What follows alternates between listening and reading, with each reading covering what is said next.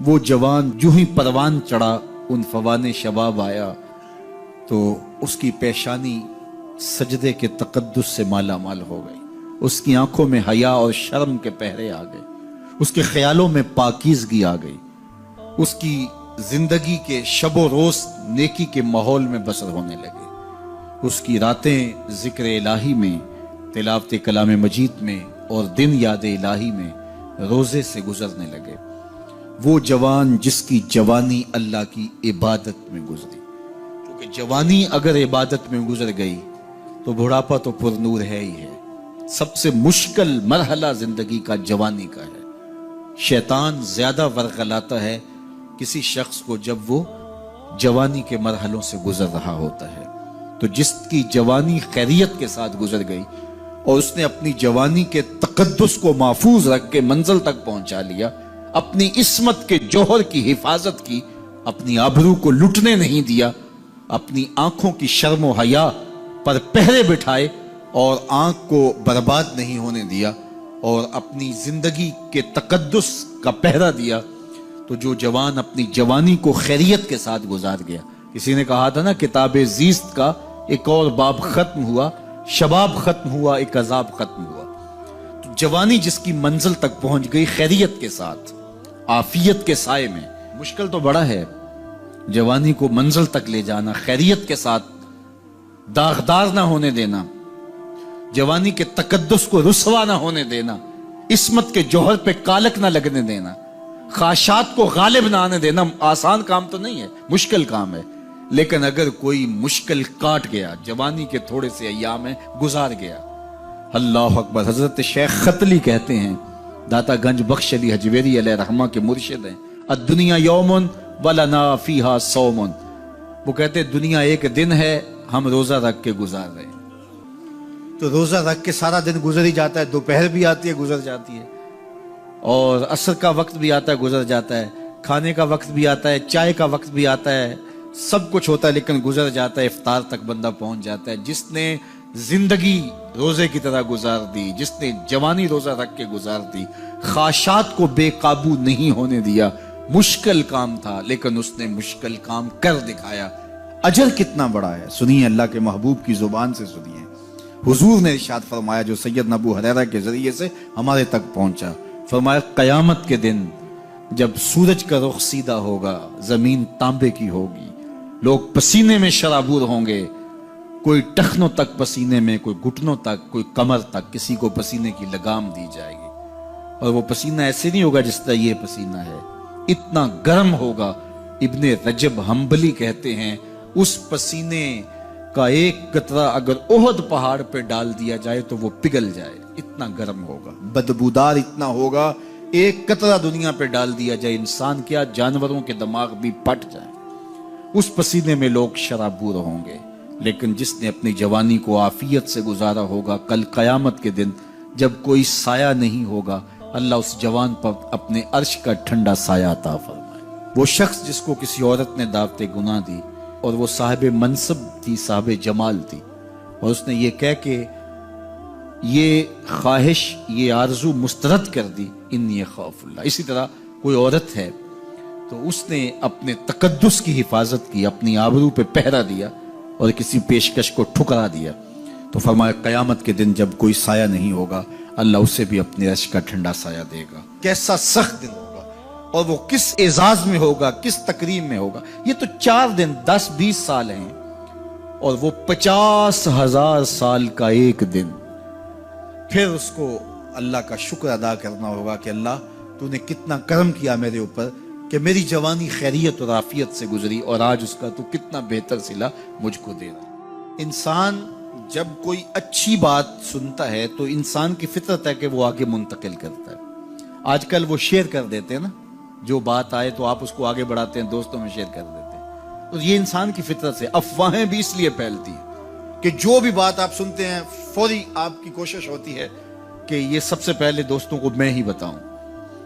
تو یہ انسانی فطرت ہے۔ تو جب افواہ اور ایسی چیز، کوئی غم کی خبر بھی ہو، کسی کی وفات کی خبر بھی ہو، تو اس وقت بھی انسان کی فطرت، سست سے سست آدمی بھی پھر جلدی جلدی فون کرتا ہے، آگے بڑھاتا ہے کہ فلاں سے ایک فوت ہو گیا۔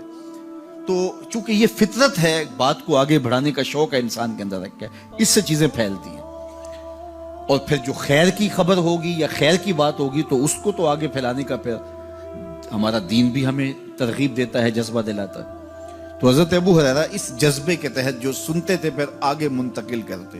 اب حضور کی بارگاہ سے اٹھ کے جاتے تو سب سے پہلے گھر جاتے اور سب سے پہلے اپنی ماں کو سناتے، اور ماں تھی کافرہ، وہ سننے کی بجائے، خوش ہونے کی بجائے سن کے وہ الٹا ناراض ہوتی اور کوئی نہ کوئی ایسی بات کر دیتی۔ سید ابو ہریرہ سے گوارا نہ ہوتا، ایک دن انہوں نے کوئی ایسی بات کر دی کہ حضرت سیدنا ابو ہریرہ رضی اللہ تعالیٰ عنہ نے فیصلہ کر لیا کہ آج ماں کو چھوڑ دینا ہے، کیونکہ میں یہ گوارا نہیں کرتا کہ میرے آقا کے بارے میں کوئی ایسا جملہ کوئی بولے۔ اور تھی گھر میں ماں ہی، بھائی بھی کوئی نہیں تھا، بہن بھی کوئی نہیں تھی، باپ بھی فوت ہو گئے تھے، شادی بھی نہیں ہوئی تھی، تو ماں ہی ماں گھر میں، اور ماں اور بیٹا اکٹھے رہتے ہو تو پھر محبت بھی مثالی ہوتی ہے۔ تو اب ماں ہی ایک رشتہ ہے مادی دنیا کے اوپر، تو حضرت ابو ہریرہ رضی اللہ تعالیٰ عنہ نے فیصلہ کر لیا کہ چھوڑ دینا ہے۔ چھوڑ کے گھر سے نکلے، لیکن دل ڈوب رہا ہے کہ ایک ہی تو رشتہ تھا وہ بھی گیا۔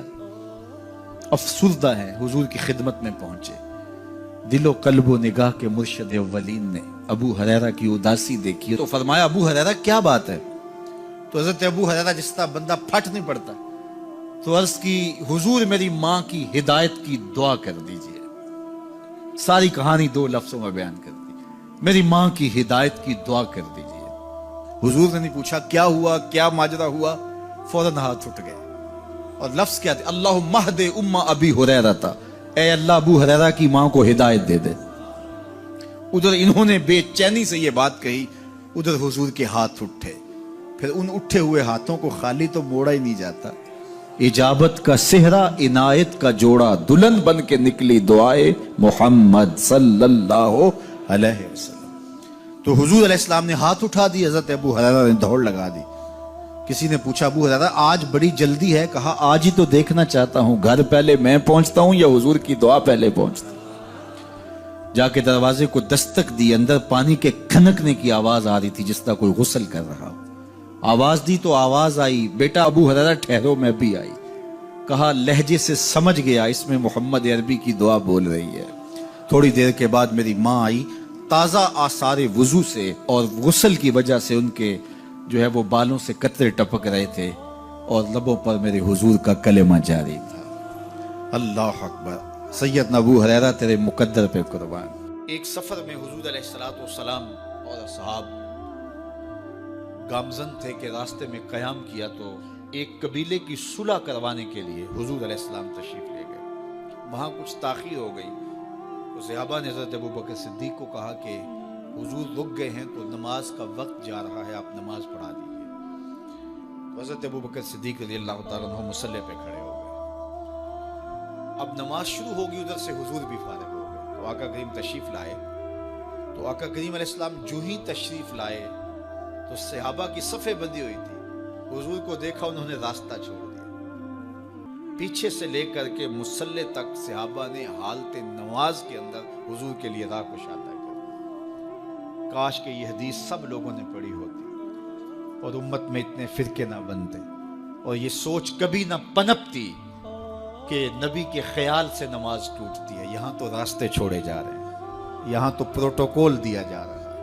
اللہ اکبر، اور یہ حدیث کہیں چھپی نہیں ہے، بخاری کے اندر چھپی ہوئی ہے۔ اللہ اکبر، آقا کریم علیہ السلام تشریف لائے تو صحابہ نے راستہ چھوڑنا شروع کر دیا، نماز بھی چل رہی ہے اور حضور کا راستہ بھی چھوڑ رہے ہیں۔ بالکل حضرت ابوبکر صدیق کے پیچھے آ کے حضور کھڑے ہو گئے۔ وابوبکر لا یلتفت یمینا ولا یسارا، جب آپ نماز پڑھتے تھے تو نہ دائیں دیکھتے نہ بائیں دیکھتے، پوری توجہ انہماک ہوتا، وہ اپنی کیفیات کے جہان میں ڈوبے تھے، اور حضور آ کے پیچھے کھڑے ہو گئے۔ صحابہ نے اپنے ہاتھوں کی پشت پہ ہاتھ مارنے شروع کر دیے۔ مقعن و تصدیہ، قرآن نے تالی لگانا، سیٹی مارنا، یہ شیطانی اعمال ہیں، لیکن ہاتھ کی پشت پہ ہاتھ مار کے متنبع کرنا یہ مختلف مواقع کے اوپر یہ جائز ہے۔ تو اب جب حضور آ کے پیچھے کھڑے ہو گئے اور صحابہ سمجھے کہ حضرت ابوبکر صدیق ایک استغراق کے عالم میں ہیں، ایک کیفیت کے جہاں میں ڈوبے ہیں، تو انہوں نے اپنے ہاتھوں کی پشتوں پہ ہاتھ مارنے شروع کر دیے۔ تو حضرت صدیق اکبر سمجھ گئے کوئی غیر معمولی واقعہ ہو گیا۔ دیکھا پیچھے حضور کھڑے تھے، اللہ اکبر۔ تو حضرت صدیق اکبر مصلی سے سرک کے پیچھے آنے لگے تو آقا کریم نے اشارہ کیا رکو، نماز پڑھاؤ۔ سیدنا صدیق اکبر اس کے باوجود پیچھے آ گئے۔ کبھی ہوتا ہے حکم اور کبھی ادب آگے ہوتا ہے، اللہ اکبر۔ حضرت سیدنا علی المرتضیٰ رضی اللہ تعالی عنہ کو کہا نا حضور نے صلح حدیبیہ کے موقع پہ صلح نامہ لکھوایا جا چکا تو لکھا یہ محمد رسول اللہ اور قریش کی جانب سے ہے۔ تو عروہ نے کہا اگر محمد رسول اللہ مان لیں ہم تو پھر لڑائی کس چیز کی ہے؟ تو اس لیے محمد رسول اللہ نہیں محمد بن عبداللہ لکھا جائے۔ تو وہ اس بات پہ بضد ہو گئے، اور اگر ایسا نہیں ہوتا تو معاہدہ ٹوٹ رہا تھا۔ تو حضور نے حضرت علی المرتضیٰ سے کہا کہ چلو رسول اللہ کا لفظ مٹا دو۔ عرض کی میں تو نہیں مٹاؤں گا، میں تو نہیں مٹاؤں گا، یہ نام میں تو نہیں مٹا سکتا۔ پھر حضور نے خود مٹایا۔ اب یہاں حضور نے کہا ابو بکر رکو، لیکن حضرت ابو بکر نہیں رکے، پیچھے آ گئے۔ اور پھر حضور خیر مصلی پہ گئے، نماز ہوئی، سلام پھرا تو حضرت ابو بکر صدیق رضی اللہ تعالیٰ عنہ کو حضور نے کہا ابو بکر جب میں نے کہا تھا تم رکے رہو تو تم کیوں پیچھے آئے؟ تو سنو حضرت ابو بکر نے کیا جواب دیا رضی اللہ تعالیٰ عنہ۔ کروڑوں سلام، لاکھوں عقیدتوں اور نیاز مندیوں کے خراج ان کی چوکھٹ پہ عرض کرنے لگے ما کانا لابن ابی قحافہ ان یؤم رسول اللہ صلی اللہ علیہ وسلم۔ حضور ابو قحافہ کے بیٹے کی جرت کب ہوئی کہ رسول اللہ کے آگے کھڑا ہو کے نماز پڑھائے؟ یہ ابو قحافہ کے بیٹے کی ہمت کب ہوئی کہ رسول اللہ کے سامنے کھڑا ہو کے نماز پڑھائے؟ تو ادب پہلا کرینہ ہے محبت کے کرینوں میں۔ حضرت ابو بکر صدیق رضی اللہ تعالی عنہ نے اگر حضور علیہ الصلوۃ والسلام کی اطاعت اور حضور کی محبت، ادب، فرما برداری اور جانثاری کے انوکھے باب رقم کیے ہیں، لیکن حضور نے بھی ان کو جو اعزازات دیے۔ ایک خاتون آئی مسئلہ پوچھنے، آقا کریم نے فرمایا پھر آ جانا۔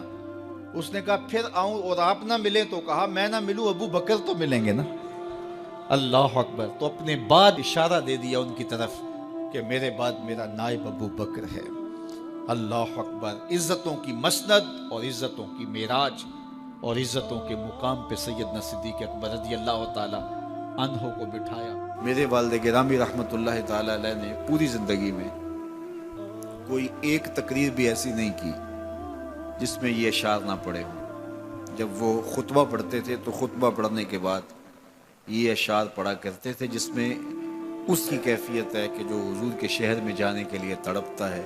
ز مہجوری برآمد جان عالم، ز مہجوری برآمد جان عالم، تراہم یا نبی اللہ تراہم۔ کہ عرض کی جا رہی حضور آپ کی جدائی میں پورے جہان کی جان نکل رہی ہے۔ ز مہجوری برآمد جان عالم، تراہم یا نبی اللہ تراہم، نہ آخر رحمت للعالمین، ز محرومہ چرا فارغ نشین، بروں سر از برد یمانی، کہ روئے تست صبح زندگانی۔ حضور اپنا سر انور اس یمنی چادر سے ذرا نکالیے، چونکہ آپ کا چہرہ انور زندگی کی صبح ہے، زندگی کی بہار ہے۔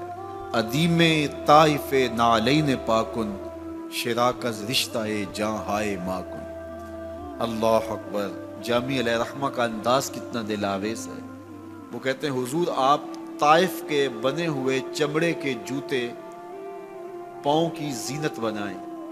آپ جوتے جو پہنے وہ طائف کا مشہور چمڑا ہو اور اس کے بنے ہوئے ہوں۔ شراک از رشتہ جاں ہائے ماکن، اور اس کے اندر جو تسمے ڈالیں وہ جامی کی جان کے ڈالیں، جامی کے چمڑے کے نہیں، جامی کی جان کے تسمے ان نالین میں ڈالیں جو آپ طائف کے بنے ہوئے نالین زیب تن کریں۔ وہ ایک شاعر کہتا ہے عربی کا کہ یا لیتنی کنت تربت ایبتکم فلتسمت نعالک ذاک کدی، کاش میں مولوی نہ ہوتا۔ وہ بہت بڑا شیخ الحدیث گزرا ہے، تو وہ کہتا ہے میں کاش شیخ الحدیث نہ ہوتا، میں مولوی نہ ہوتا، مدینے کی گلی کی مٹی ہوتا، حضور گزرتے طلبوں کو چوم لیتا۔